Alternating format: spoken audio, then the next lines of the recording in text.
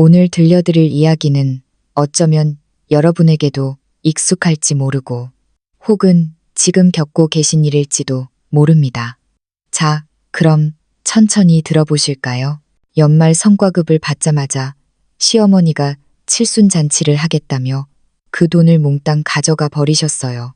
제가 묵묵히 돌아선 뒤 통화 버튼을 누르자 잔칫날 66개의 테이블이 깔린 연회장에는 찬바람만 불었습니다. 시어머니는 저에게 미친 듯이 전화를 걸어대셨죠. 그날은 제 평생 잊지 못할 날이에요. 12월 24일. 회사에서 연말 성과급이 나오는 날이었죠.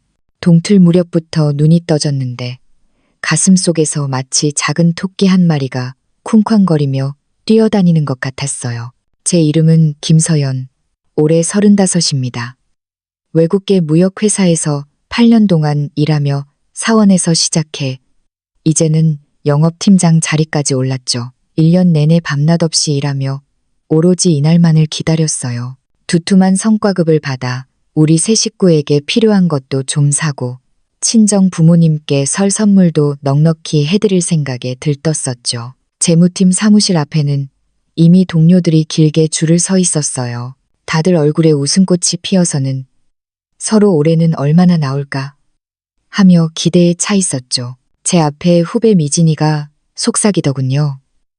서연 팀장님, 올해 실적 대박 나셨잖아요. 보너스 엄청나겠는데요. 못해도 2천만 원은 되시죠. 저는 웃으며 손사래를 쳤지만 속으로는 쾌재를 불렀습니다. 사실 저도 그 정도는 예상하고 있었거든요. 올해 큰 계약을 3건이나 성사시켜 회사에 막대한 이익을 안겨줬으니까요. 제 차례가 되어 재무팀장님이 두툼한 봉투를 건네며 윙크를 하셨습니다. 서연 씨, 고생 많았어. 사장님이 특별히 챙기신 거야. 자네 노고는 다 알고 계시니까 묵직한 봉투를 받아드니 마음이 그렇게 든든할 수가 없었어요. 자리로 돌아와 살짝 열어보니 빳빳한 5만 원권 현금 다발로 2천만 원이 들어있었고 우수팀장 표창장도 함께 있었죠. 저는 얼른 봉투를 가방 깊숙이 넣고 지퍼를 채웠습니다. 손끝이 살짝 떨리더군요. 이건 제가 새벽별 보고 출근해서 전국을 누비며 흘린 피땀 어린 돈이니까요. 퇴근길 발걸음이 구름 위를 걷는 듯 가벼웠습니다. 친정 부모님께 400만 원 정도 보내드려 맛있는 것도 사드시게 하고 남편이 오랫동안 눈독 들이던 시계도 하나 사주고 나머지는 아이 학군 좋은 곳으로 이사갈 자금으로 저축해야지. 온갖 계획을 세우며 아파트 입구에 들어서는데 익숙한 실루엣이 보였습니다. 바로 시어머니 최 여사님이셨어요. 가슴이 철렁 내려앉더군요. 이 추운 날씨에 집에 안 계시고 왜 아파트 입구에서 계실까? 저는 짐짓 웃으며 다가갔습니다. 어머니, 여기서 뭐 하세요? 날도 추운데 얼른 들어가세요. 시어머니는 저를 쳐다보시는데 표정이 묘했습니다.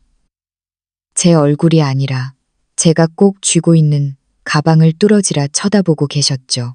제 안부 인사는 듣는 둥 마는 둥 대뜸 물으셨습니다. 예, 오늘 너희 회사 보너스 나왔지? 순간 멍해져서 저도 모르게 고개를 끄덕였어요. 네, 방금 받았어요. 그 말이 떨어지기가 무섭게 시어머니가 덥석 제 가방끈을 낚아채셨습니다. 어찌나 세게 잡아당기시는지 하마터면 넘어질 뻔했죠. 어머니, 왜 그러세요? 저는 당황해서 가방을 꽉 쥐었습니다. 시어머니는 억센 힘으로 가방을 자기 쪽으로 끌어당기며 딱딱하게 말씀하셨습니다. 왜긴 나 달라는 거지. 다음 달이 내 환갑 아니냐. 내가 이번에 아주 성대하게 잔치를 열 건데 이 돈이면 잔치값으로 딱 맞겠다. 저는 제 귀를 의심했습니다. 이 성과급이 어떤 돈인데 제 피땀 흘려 번 돈을 환갑잔치에 쓰겠다뇨. 어머니, 그건 안 돼요. 저도 지지 않고 가방을 잡아당기며 설명했습니다. 이건 제 보너스예요. 쓸 데가 얼마나 많은데요. 친정 부모님 선물도 사야 하고 아이 학비도 모아야 하고 이걸 어떻게 다 잔치에 써요? 내 돈이 우리 집 돈이지. 시어머니가 눈을 부라리며 목소리를 높이셨습니다. 너 시집 왔으면 우리 집 귀신이다. 내 월급이랑 보너스. 원래 내가 관리해야 맞는 거야. 내 평생 한 번뿐인 환갑잔치인데. 초라하게 하면 남들이 우리 집 무시해. 며느리란 게 효도는 못할 망정. 지나가던 이웃들이 힐끔거리기 시작했습니다. 얼굴이 화끈거렸지만 꾹 참고 달랬습니다. 어머니, 잔치해드리는 건 좋은데 이렇게 거창하게 할 필요 없잖아요. 가족끼리 식사하고 여행 보내드릴게요. 이 돈은 너무 큰 돈이에요.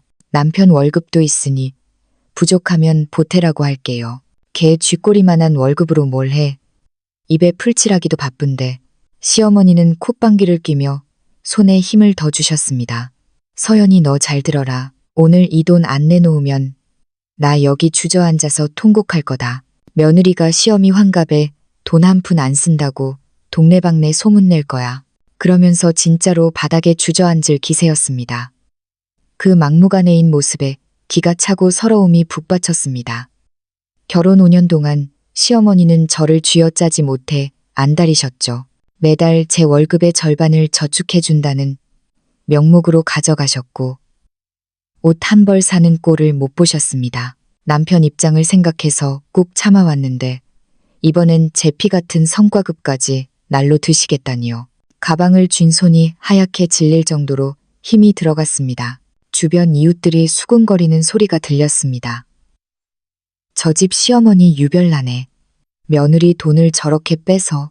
저는 깊게 숨을 들이마셨습니다. 여기서 싸워봤자 저만 망신이고 시어머니가 원하시는 대로 제가 폐륜 며느리가 될 뿐이었습니다.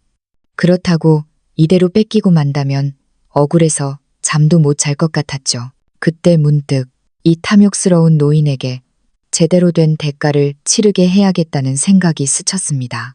순간 저는 가방을 쥔 손에 힘을 풀었습니다. 갑작스러운 반동에 시어머니는 뒤로 몇 걸음 비틀거렸지만 이내 되게 양양하게 웃으며 가방을 낚아채셨습니다. 지퍼를 열고 그 안에 2천만 원 현금 다발을 확인하시더니 눈이 번쩍 뜨이시더군요. 그래, 진작 이럴 것이지. 시어머니는 돈을 자신의 명품 짝퉁 가방에 쑤셔 넣고는 주위 이웃들에게 턱을 치켜들었습니다. 거봐, 내 며느리가 효부라니까. 시어미 환갑잔치 한다고 알아서 보너스를 척척 내놓네. 이웃들은 묘한 표정으로 저를 쳐다봤지만 저는 신경 쓰지 않았습니다. 의기양양하게 돌아가는 시어머니의 뒷모습을 보며 속으로 딱 한 가지 생각만 했습니다. 그렇게 성대한 잔치를 원하세요? 평생 잊지 못할 세상에 둘도 없는 잔치를 열어드릴게요. 저는 집으로 들어가지 않고 아파트, 상가, 카페 구석 자리에 앉았습니다. 떨리는 손으로 물 한 잔을 마시고 나니 차분해지더군요. 이제 5년 묵은 체증을 내려버릴 때가 왔습니다. 휴대전화 주소록을 열며 계획을 세웠습니다. 어머니, 제 돈 뺏어가서 뜻대로 될 줄 아셨죠? 천만에요. 잔칫날 기대하세요. 제가 아주 큰 선물을 드릴 테니까요. 집에 돌아가니 시어머니는 이미 축제 분위기였습니다. 신발도 벗지 않고 거실 테이블에 돈다발을 쫙 펼쳐놓고 세고 계시더군요. 1, 2, 3, 2천만 원 딱 맞네. 서연아, 역시 네가 능력은 있어. 시어미 환갑 비용을 이렇게 한 번에 해결해주고 저는 대꾸도 없이 부엌으로 가서 물을 마셨습니다. 시어머니가 쫓아와 허리에 손을 얹고 거들먹거리셨습니다. 너 오늘 아까 아파트 입구에서 안 대든 거 잘한 줄 알아라. 아니었으면 너도 망신이고 우리 집안 망신일 뻔했다. 시집 왔으면 시어미 말 듣는 게 당연한 거야. 저는 물컵을 내려놓으며 차분하게 말했습니다. 어머니, 효도하지 않겠다는 게 아니에요. 다만 그 돈은 제가 힘들게 번 거니까 잔치는 적당히 하셨으면 해서요. 너무 낭비할 필요는 없잖아요. 낭비? 시어머니 눈이 휘둥그레졌습니다. 내 평생 한 번뿐인 환갑인데 그게 낭비냐? 내가 다 생각해 둔 게 있어. 시내에서 제일 좋은 금빛 호텔 알지? 거기서 66개 테이블 촥 깔고 할 거야. 66, 66대순, 룰료다슌. 일하고 모든 일이 술술 풀린다는 뜻으로 66개 테이블이야. 친척들, 내 옛날 직장 동료들, 동네 사람들 다 불러서 내 아들 며느리가 얼마나 효자인지 자랑할 거다. 금빛 호텔이라면 시내 최고급 호텔인데 테이블 하나당 최소 100만 원은 할 텐데 66개 테이블이면 밥값만 몇천만 원입니다. 거기다 술값, 답례품, 장식비까지 하면 제 2천만 원으로는 택도 없었죠. 어머니, 66개 테이블은 너무 많아요. 우리 하객이 그렇게 많지도 않잖아요. 뭘 모르는 소리. 사돈의 팔촌까지 다 부를 거다. 내 친정 조카들, 시댁 식구들, 동네 사람들 합치면 수백 명은 거뜬해. 딱 66개 테이블 채울 거야. 시어머니는 잠시 멈추더니 명령조로 덧붙였습니다. 아, 그리고 잔칫날 너도 좀 꾸미고 와라. 아 참, 나 금팔찌랑 목걸이 세트도 하나 맞춰와. 순금으로 새 옷 입고 금붙이 휘감고 하객들 맞아야지. 그동안 나 무시하던 할망구들 코를 납작하게 해줄 거야. 돈을 다 뺏어가 놓고 이제는 금까지 사오라니 뻔뻔함의 극치였습니다. 어머니, 폐물은 이미 많으시잖아요. 제 보너스 다 가져가셔서 더 살 돈도 없어요. 돈이 없긴 왜 없어. 시어머니가 입을 삐죽거렸습니다. 너 월급 많이 받으면서 평소에 돈 쓰는 꼴을 못 봤는데 비상금 챙겨둔 거 다 안다. 잔칫날 금팔찌 꼭 해와라. 안 그러면 사람들이 며느리가 환갑 선물도 안 해줬냐고 욕해. 너 내가 경고하는데 내 잔치 망칠 생각 추호도 하지 마. 만약 잔칫날 사람 안 오거나 분위기 망치면 내가 내 회사 찾아가서 1인 시위라도 할 줄 알아. 시어미 등골 빼먹는 불효 며느리라고 소문낼 테니까. 피가 거꾸로 솟는다는 게 이런 기분일까요? 회사를 찾아가서 난동을 부리겠다니. 지난 5년 가정의 평화를 위해 참았는데 이제는 협박까지 서슴지 않네요. 하지만 지금 싸우면 남편만 난처해질 뿐입니다. 저는 끓어오르는 분노를 꾹 누르고 차분하게 대답했습니다. 알겠어요. 어머니, 걱정 마세요. 잔치 원하시는 대로 준비하세요. 어머니 좋으실 대로요. 시어머니는 제가 굴복했다고 생각했는지 비릿한 웃음을 흘렸습니다. 그래, 그래야지. 가서 저녁이나 차려라. 오늘은 갈비찜에 잡채 좀 해라. 시어머니는 콧노래를 흥얼거리며 다시 돈다발을 만지작거렸습니다. 부엌에서 끓어오르는 물을 보며 제 마음은 차갑게 식어갔습니다. 지금 저렇게 득의양양하시지만 잔칫날 얼마나 처참하게 무너질지 두고 보세요. 퇴근한 남편 박민준 씨가 들어오자 시어머니는 또 자랑을 늘어놓았습니다. 민준아, 서연이가 이번 성과급 2천만 원 다 내 환갑에 쓰라고 내놨다. 내가 금빛 호텔 예약했어. 66개 테이블. 남편은 깜짝 놀라 저를 쳐다봤지만 저는 눈짓으로 아무 말 말라고 했습니다. 시어머니는 신이 나서 떠들었습니다. 앞으로 서연이 월급 관리도 내가 해야겠어.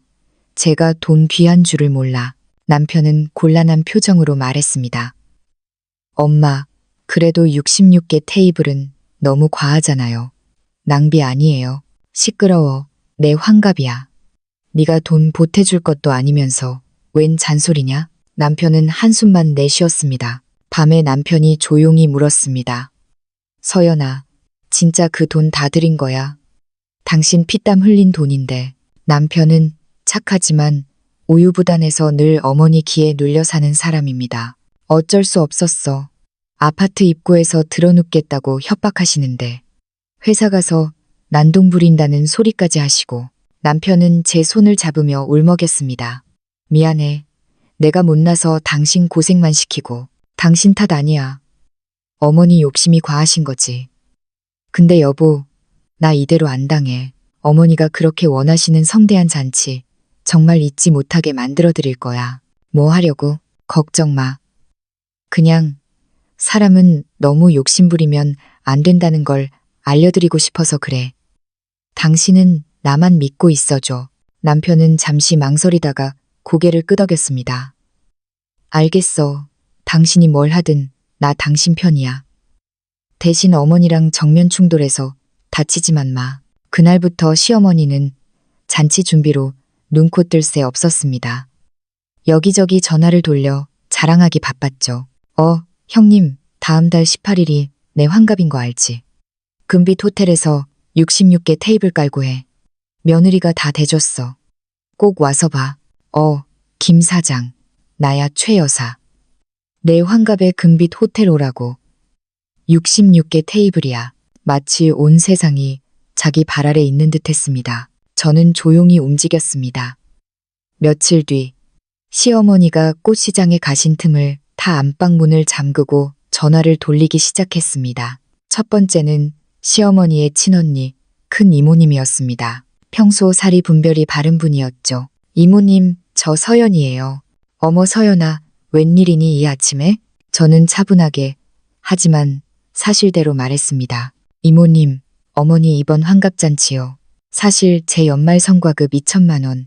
어머니가 아파트 입구에서 뺏어가신 거예요. 66개 테이블 예약하시고 저한테 금팔찌까지 해오라고 강요하고 계세요. 뭐라고? 수학이 넘어 이모님의 목소리가 높아졌습니다. 그게 무슨 소리야? 내가 번 돈을 빼서. 세상에, 옥자가 미쳤구나. 그것뿐만이 아니에요. 지난 5년 동안 제 월급 절반 가져가신 거 아시죠? 작년에 저희 친정엄마 수술하셨을 때도 병원비 못 보내게 하셨어요. 출가 외인이라고요. 이모님은 기가 막혀 하셨습니다. 옥자가 갈수록 태산이네. 며느리 돈으로 생색을 내. 서연아, 내가 미안하다. 나 이번 잔치 안 간다. 내 자식들한테도 가지 말라고 할 거야. 어디서 며느리 등골 빼먹고 호의호식하려 들어? 감사해요, 이모님. 제가 원하는 건 그저 어머니가 이번 기회에 좀 깨달으셨으면 해서요. 다음은 시아버님의 동생 작은아버님께 전화했습니다. 작은아버님, 어머니가 제 돈 2천만 원 뺏어서 66개 테이블 잔치 버리시는 거 아세요? 작은아버님도 한숨을 쉬셨습니다. 형수님이 욕심이 과한 건 알았지만 이 정도일 줄은. 서연아, 고생이 많다. 우리 식구도 안 갈란다. 민준이 편에 축의금이나 조금 보내마. 남편의 사촌 누나, 시어머니의 사촌 동생, 시아버님의 옛 전우, 연락처에 있는 모든 친척에게 전화했습니다. 과장하지 않고 있는 그대로 사실만 전했습니다. 반응은 한결같았습니다. 분노하거나 혀를 차거나 서연 씨, 진작 말하지 그랬어요. 고모 갑질하는 거 꼴보기 싫었는데 잘 됐네요. 우린 여행 간다고 핑계대고 안 갈게요. 세상에 66개 테이블. 제정신이 아니구먼. 우리가 가면 그게 범죄 동조하는 거지. 안 가. 3시간 동안 수십 통의 전화를 돌렸습니다. 모두가 제 편이었습니다. 가슴 속 응어리가 조금은 풀리는 것 같았습니다. 이어서 아파트 단지 내 친한 아주머니들, 시어머니 댄스 동호회 분들에게도 연락했습니다. 영희 엄마, 우리 시어머니가 제 돈 뺏어서 잔치하는 거 아시죠?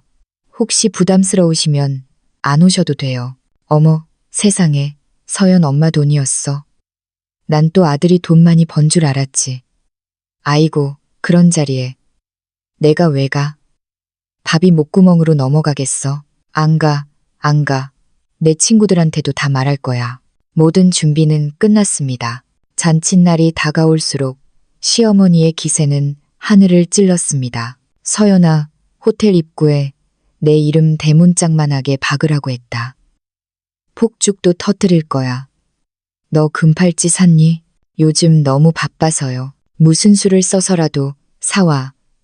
안 그러면 가만 안 둬. 시어머니는 매일 밤 새로 맞춘 붉은색 한복을 입어보고 거울 앞에서 춤을 추듯 돌아보셨습니다. 그 모습이 참 애처로우면서도 괘씸했습니다. 자신이 지금 벼랑 끝으로 달려가고 있다는 걸 전혀 모르고 계셨으니까요. 친척들은 시어머니 앞에서 연기력을 뽐냈습니다. 아이고 처형, 당연히 가야죠. 온 가족 다 데리고 가서 축하해 드릴게요. 큰 이모님, 고모, 제가 제일 큰 화환 보낼게요. 기대하세요. 사촌, 누나, 시어머니는 그 말들을 철석같이 믿고 저에게 자랑했습니다. 봤지? 다들 온다고 난리야. 66개 테이블이 모자랄까 봐 걱정이다. 자리 배치 다시 해야 하나? 저는 속으로 웃으며 대답했습니다. 그러게 말이에요. 어머니, 인기 많으시네요. 드디어 결전의 날, 1월 18일이 밝았습니다. 새벽같이 일어나신 시어머니는 미용실에 다녀오시고 온갖 보석 그래봤자 예전 것들이지만으로 치장하셨습니다. 서연아, 빨리 준비해. 손님들 기다리시겠다. 오늘 내가 주인공이니까 내가 돋보여야 해. 너는 뒤에서 시중이나 잘 들고. 남편은 불안한 눈빛으로 저를 봤지만 저는 덤덤하게 고개를 끄덕였습니다. 금빛 호텔에 도착하니 입구에는 거대한 화환 2개와 축최옥자 여사 환갑이라는 현수막이 걸려 있었습니다.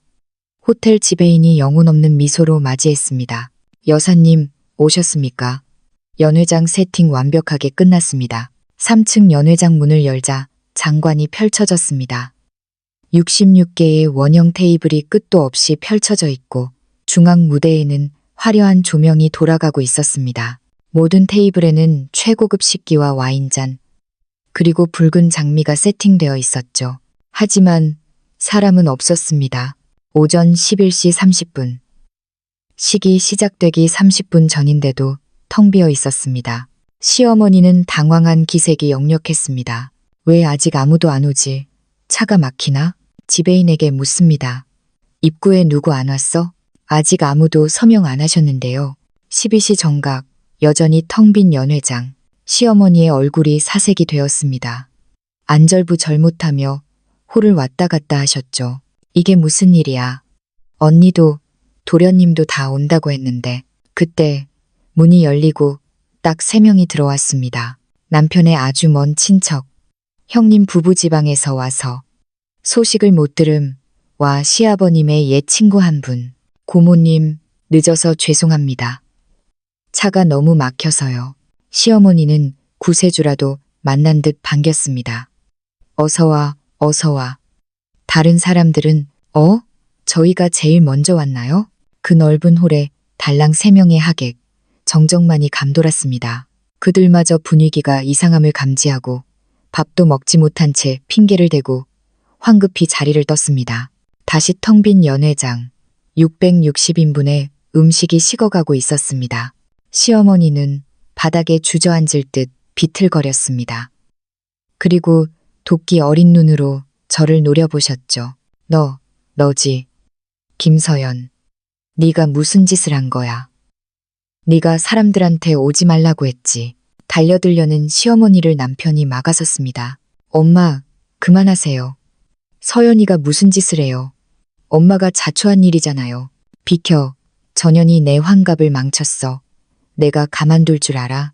시어머니는 떨리는 손으로 휴대전화를 꺼내 미친 듯이 전화를 걸기 시작했습니다. 첫 번째, 큰 이모님.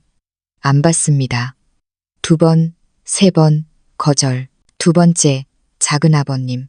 연결은 됐는데 바로 끊어집니다. 3번째, 사촌 누나. 여보세요. 너 왜 안 오니? 지금 12시가 넘었는데. 수화기 너머로 차가운 목소리가 들렸습니다. 고모, 저 못 가요. 그리고 앞으로도 볼 일 없을 거예요. 서연 올케한테 그만 좀 하세요. 올케 돈 뺏어서 잔치하는 거 다 알아요. 뚝, 시어머니는 멍하니 전화기를 떨어뜨렸습니다. 어떻게 다 알지? 그리고 동네 친구, 댄스 동호회원들에게 전화를 걸었지만 돌아오는 건 차가운 거절뿐이었습니다. 최 여사, 양심 좀 챙겨. 며느리 쥐어짜서 호강하니까 좋아. 우린 안 가. 아이가 아파서 못 가요. 뻔한 거짓말.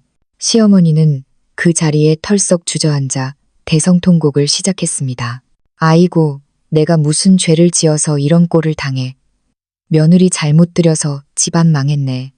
다들 나한테 왜 이래. 호텔 직원들과 지나가던 사람들이 구경하러 모여들었습니다. 시어머니는 관중이 생기자 더 크게 소리쳤습니다. 여러분, 저 못된 며느리 좀 보세요. 시어미 환갑 망치려고 사람들 못 오게 이간질한 천하의 불효녀예요. 사람들의 시선이 저에게 쏠렸습니다.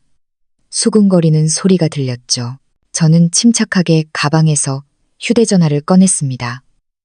그리고 미리 준비해둔 증거들을 화면에 띄웠습니다. 매달 월급 송금 내역, 친정엄마 병원비 송금 막았던 문자, 그리고 결정적으로 며칠 전 아파트 입구에서 제 가방을 강제로 뺏어가며 협박하던 시어머니의 모습이 담긴 CCTV 영상관리실 아저씨께 사정해서 얻은과 이웃이 찍어준 영상. 저는 지배인과 구경꾼들에게 차분히 말했습니다. 판단해주세요. 결혼 5년 동안 제 월급 절반을 가져가셨고 이번엔 제 연말 성과급 2천만 원을 강제로 뺏어가서 이 잔치를 여신 겁니다. 저는 친척들에게 사실을 말했을 뿐이고 오지 않기로 결정한 건 그분들입니다. 영상을 본 사람들의 표정이 싸늘하게 변했습니다. 와, 진짜네. 돈 뺏는 거 봐. 시어머니가 완전 깡패 수준이네. 저러니 아무도 안 오지. 그때 남편이 제 앞으로 나서서 시어머니를 내려다보며 단호하게 말했습니다. 엄마, 이제 그만하세요. 정말 질렸어요. 서연이 그동안 참을 만큼 참았어요. 오늘부로 서연이 월급, 보너스, 엄마한테 한 푼도 안 갑니다. 그리고 이 잔치 비용.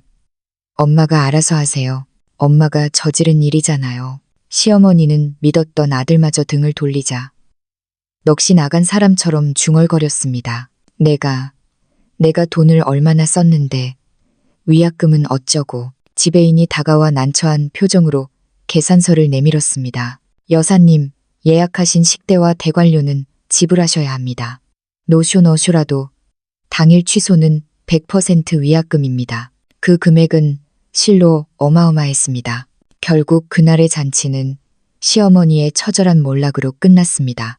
호텔 위약금과 비용은 제 성과급 2천만 원으로도 부족했습니다. 남편이 그동안 몰래 모아둔 비상금 500만 원을 보태고 나머지는 시어머니가 아끼던 적금을 깨서 메웠습니다. 그 일 이후 우리는 분가했습니다. 남편은 더 이상 착한 아들이 되기를 포기하고 저와 아이를 위한 가장이 되기로 했죠. 시어머니는 며칠을 식음을 전폐하고 알아누우셨습니다. 친척들의 비난, 이웃들의 손가락질, 그리고 무엇보다 아들과 며느리의 냉담함이 뼈저리셨겠죠. 우리는 매달 최소한의 생활비만 보내드리고 발길을 끊었습니다.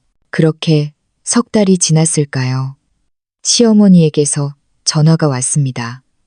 기어 들어가는 목소리였습니다. 서연아, 나다. 병원에 갔더니 고혈압이라네. 그냥 그렇다고. 우리는 병원에 모시고 갔습니다. 어머니는 몰라보게 수척해지셨더군요. 집으로 돌아와 약을 챙겨드리고 죽을 끓여드리는데 시어머니가 제 손을 잡고 우셨습니다. 미안하다. 내가 늙어서 노망이 났었나 봐. 거칠애가 뭐라고. 가족이 제일인 것을. 그 눈물은 진짜였습니다. 욕심의 끝에서 모든 것을 잃어보고 나서야 깨달으신 거죠. 시간이 흘러 설날이 되었습니다. 우리는 시어머니를 저희 좁은 전셋집으로 모셨습니다. 어머니, 집이 좁아서 불편하시죠? 아니다. 따뜻하고 좋구나. 시어머니는 직접 담근 김치와 아이를 위해 짠 털조끼를 내밀며 수줍게 웃으셨습니다. 더 이상 돈 자랑도 66개 테이블 이야기도 없었습니다. 그저 손주가 웃는 모습에 따라 웃는 평범한 할머니가 되어 계셨습니다. 그날 저녁, 우리는 제가 만든 만두와 남편이 끓인 떡국을 먹으며 처음으로 진짜 가족 같은 대화를 나눴습니다. 660명의 하객은 없었지만 단출한 우리 네 식구의 식탁이 훨씬 더 풍성하고 따뜻했습니다. 이제 시어머니는 베란다에 상추를 키우며 소소하게 지내십니다. 가끔 만나면 일하느라 힘들지, 몸 챙겨라 하실 뿐 월급 얘기는 꺼내지도 않으시죠. 진정한 행복은 남들에게 보여주는 66개의 테이블이 아니라 서로를 존중하는 따뜻한 밥 한 그릇에 있다는 걸 우리는 너무 늦게 하지만 확실하게 배웠습니다. 여러분도 혹시 억지로 참고 계신 게 있나요? 착한 며느리, 착한 사람 컴플렉스는 내려놓으세요. 때로는 단호한 결단이 서로를 구원하기도 하니까요. 지금까지 지윤이었습니다.